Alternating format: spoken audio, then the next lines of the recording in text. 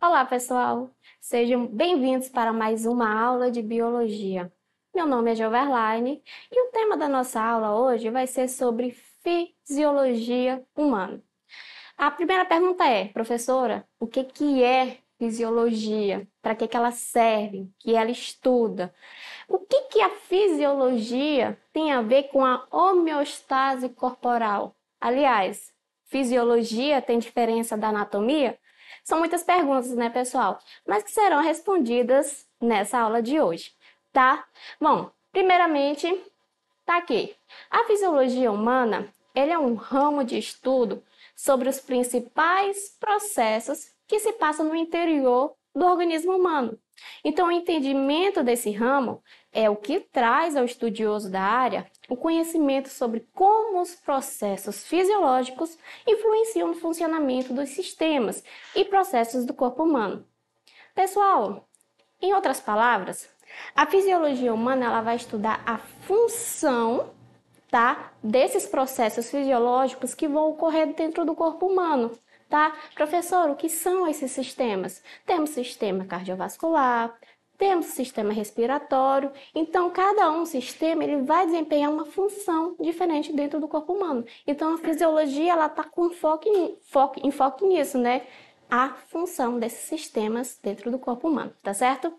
Bom, então, para organizar o entendimento de uma estrutura tão complexa quanto aos organismos humanos, ele foi dividido em diferentes níveis de organização. E esses níveis, quando em conjunto, garantem o ideal funcionamento do corpo humano. O organismo humano é constituído de diversas partes, que em conjunto garantem o seu funcionamento adequado. Pessoal, a pergunta é: quem são esses meus níveis de organização?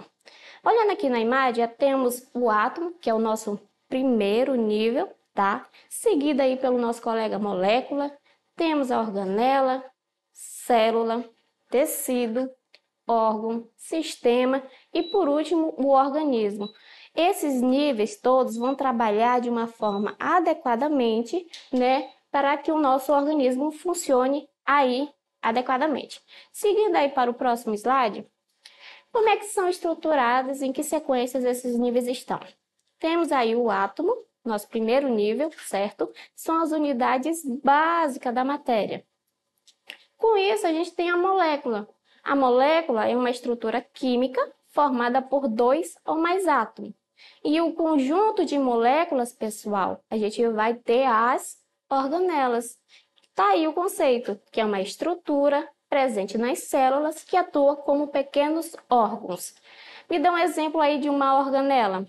Temos as mitocôndrias, os lissossomos, os complexos de Golgi. Isso aí são tudo organelas, tá? Que vai desempenhar pequenas funções dentro da célula, que aliás é o nosso próximo nível celular.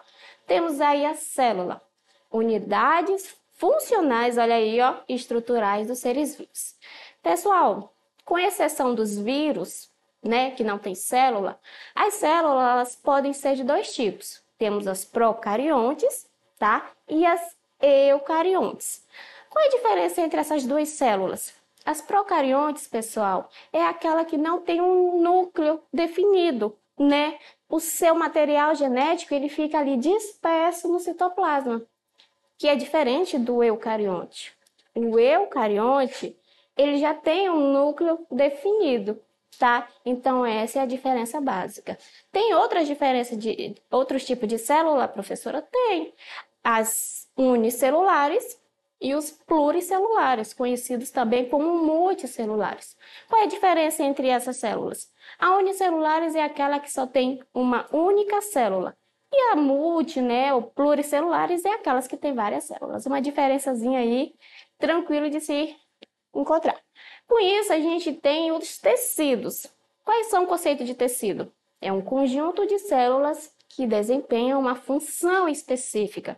Pessoal, No ser humano existem 4 tipos de tecido.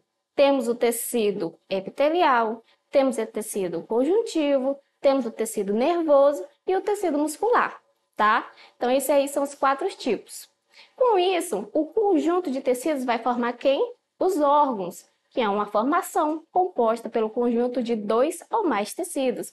Me dê exemplos aí de órgãos. Temos o coração, o fígado, o baço. Isso aí são todos órgãos, tá? Que em conjunto vai formar quem? Os sistemas, pessoal. Conjunto de órgãos que interagem e desempenham uma determinada função. Então, quem são nossos sistemas?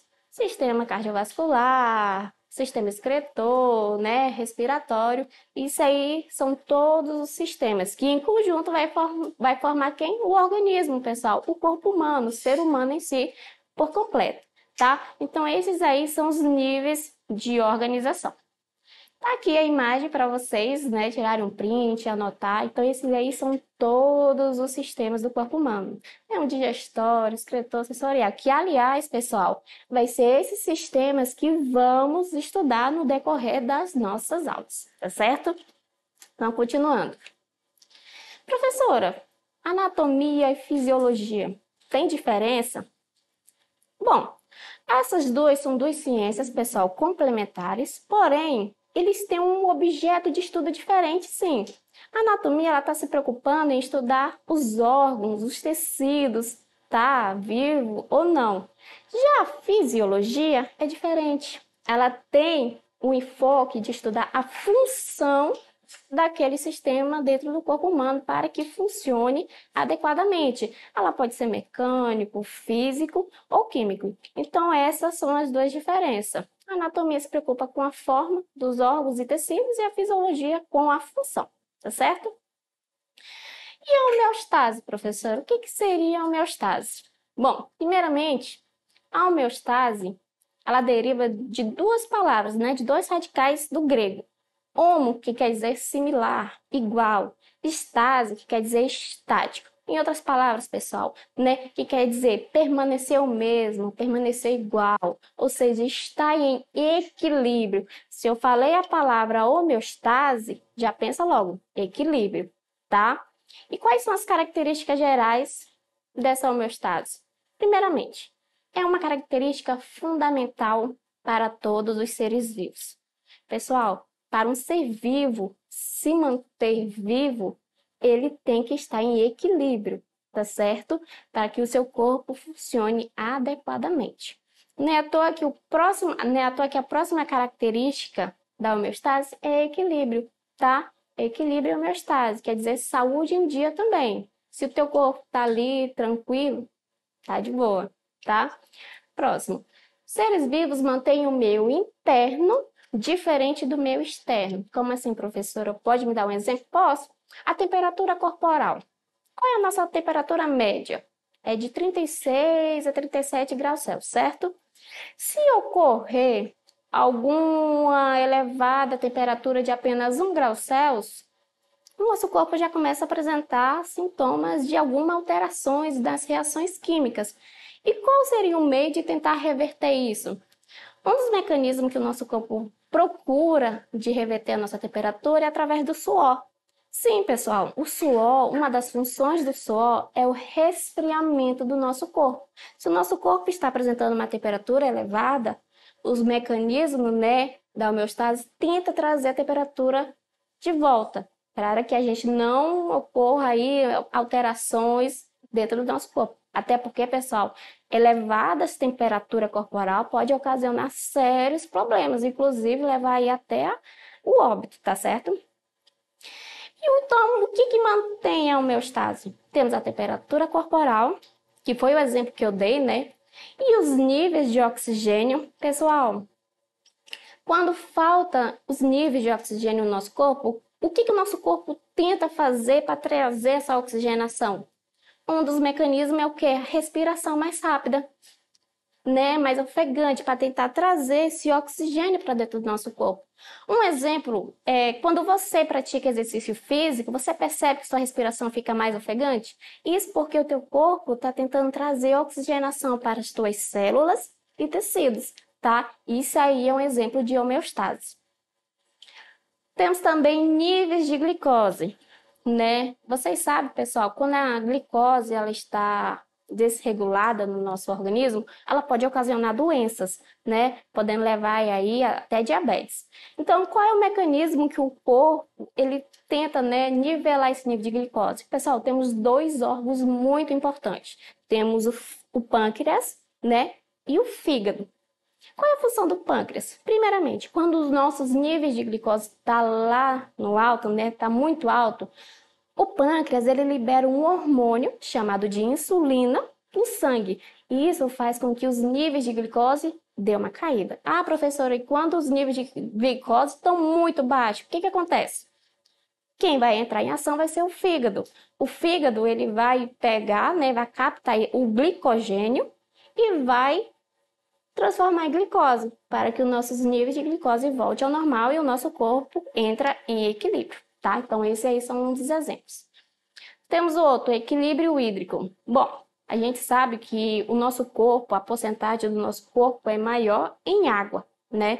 Então, se as nossas células têm muita água, elas incham. E se tem pouca água, elas ficam desidratadas, né? Elas dão uma diminuída. Então, a homeostase, ela tenta equilibrar essa entrada e saída de água nas nossas células, tá? E por último, temos aí a pressão arterial. Também é um dos mecanismos aí de homeostase. Se acontece, né, alguma alteração no nosso corpo, a nossa pressão arterial sobe ou então diminui, avisando aí, ou então tentando equilibrar o nosso corpo, tá? Pessoal, com isso, a gente aí vai falar do sistema digestório, né? Que é uma das funções do nosso corpo. Primeiramente, qual é a função do sistema digestório? É absorver nutrientes dos alimentos e eliminar o que é desnecessário. Como é que isso acontece? Primeiramente, você vai lá comer uma comida gostosa, né? Isso aí é uma macromolécula. Quando você mastiga e tritura, qual é a função? Qual é o objetivo? É transformar essa macromolécula em micromolécula. Por quê, professora? Porque você não tem como colocar um grão de arroz, né, os nutrientes desse grão de arroz no teu sangue. Então, a digestão é assim: pegar esses nutrientes, macromolécula, triturar, passar pela digestão e transformar em micromolécula. Aqui no quadro, temos aí, ó, carboidratos. Carboidratos, pessoal, são encontrados aonde? Nas massas em gerais, pães. Então, essa macromolécula, você vai triturar ele para transformar em quê? Em glicose, tá? Que é a glicose, que é a micromolécula que vai para o teu sangue. É esse o objetivo. As proteínas, no caso. As proteínas são encontradas aonde? Temos aí em carnes, leites, ovos, isso tudo são ricos em proteína, né? Então, em proteína vai se transformar em quê? Aminoácidos, tá? E os lipídios são ricos em quê? Temos ricos em óleos, manteiga, certo? Tudo isso aí, quando são alimentados, vai transformar em micromolécula, que temos os ácidos graxos, tá? Pessoal, então essa é a função do sistema digestório. E aqui, essa imagem para vocês, né, um mapa mental para vocês entenderem. O sistema digestório, temos a boca, faringe, esôfago, estômago, intestino delgado, intestino grosso e por último o reto, né, onde fica o ânus. Então qual é a função da boca aí? É o início de tudo, o início da digestão. Aqui, pessoal, a gente chama de digestão mecânica, tá? Só que na digestão mecânica é a parte da trituração, mastigação, tá? Só que a partir do momento que esse alimento se mistura com a nossa saliva, né, ela vai se transformar numa digestão química, tá certo? E a partir desse momento, essa comida misturada com a saliva, ele vai ser chamado de bolo alimentar, tá certo? Que vai seguir para a faringe, que é uma estrutura comum do sistema digestório e sistema respiratório, tá certo? A comida, o bolo alimentar, vai descendo pela faringe, vai sendo empurrado até o esôfago, que conecta-se, né, a faringe com o estômago, que vai ser realizado pelos movimentos peristálticos. Pessoal, a partir do momento que esse alimento é empurrado, né, pela faringe, o esôfago ele faz esses movimentos peristálticos, que são involuntários. Então, todo o nosso sistema digestório é realizado movimentos peristálticos, tá certo? Para que o alimento siga aí o seu curso, tá? Do esôfago, vamos chegar ao estômago, onde tem aí o suco gástrico, que é ácido, tá? São encontradas aí uma pepsina, né, que é uma enzima aí que se encontra, que é a digestão, que vai fazer a digestão de proteínas. Pessoal, a partir desse momento, o que era bolo alimentar, agora vai virar uma quimo, tá? Não é chamado mais de bolo alimentar. Do estômago, temos a sequência do intestino delgado, tá certo? Que aí tem o duodeno, o jejunum e o ilho. Nessa parte aí vai estar continuando, né, fazer a digestão de proteínas. Só que o intestino delgado, pessoal, principalmente na parte do duodeno, vai ter a participação de glândulas anexas, incluindo o pâncreas. Por quê? Lembra que eu falei? O intestino, ele está ácido. E o teu intestino delgado, ele não aceita acidez. Então, ele precisa do pâncreas para diminuir. Então, o pâncreas, ele vai liberar o quê? Bicarbonato, para que o processo de digestão aconteça tranquilamente, tá certo?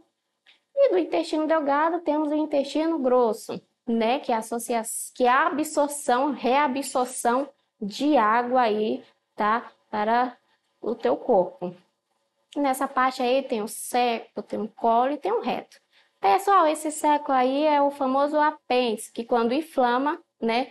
Dá o apendicite, que causa muita dor, tá certo? Pessoal, agora vamos tentar responder algumas questões do Enem lá do livro que vocês receberam, tá? Que aí essa questão se encontra lá na página 61 do primeiro ano do ensino médio. Um pesquisador percebe que o rótulo de um dos vidros em que guardam um concentrado de enzimas digestivas está ilegível. Ele não sabe qual enzima o vidro contém, mas desconfia do que seja uma protease gástrica, que age no estômago digerindo proteínas. Olha aí, ó.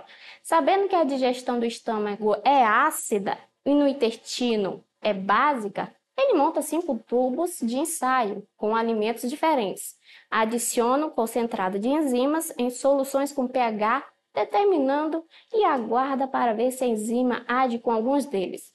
Pessoal, o tubo de ensaio em que a enzima deve agir para indicar que a hipótese do pesquisador está correta é aquela que contém alternativa A, um cubo de batata em solução com pH 9, alternativa B, um pedaço de carne em solução com pH 5, alternativa C, uma clara de ovo cozida com solução com pH 9, alternativa D, uma porção de macarrão em solução com pH 5 ou bolinha de manteiga em solução com pH 9.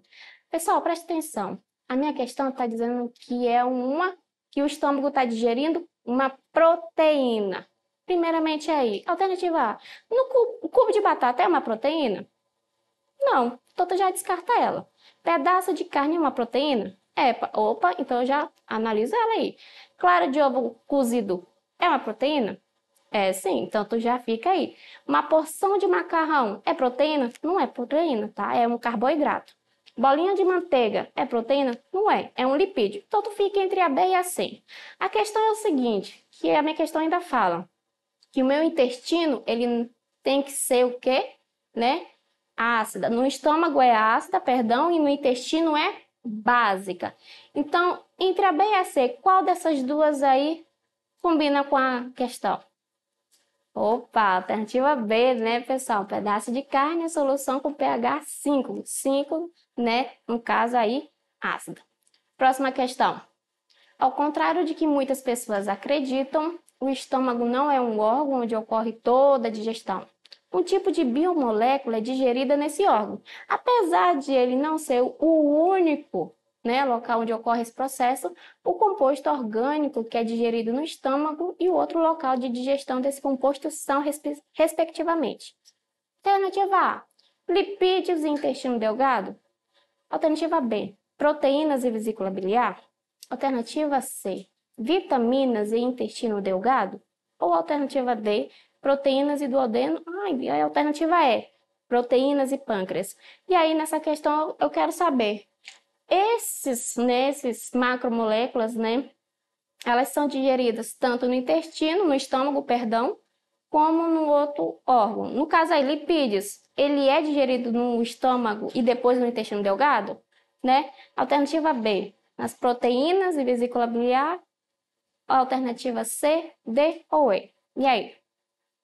Alternativa D, né, pessoal? As proteínas, ela é digerida tanto no estômago, né, parcialmente, e ela termina a ser digerida lá no duodeno, tá certo? Pessoal, então a gente fica por aqui, tá? Espero que vocês tenham aprendido aí os assuntos de hoje e até a próxima.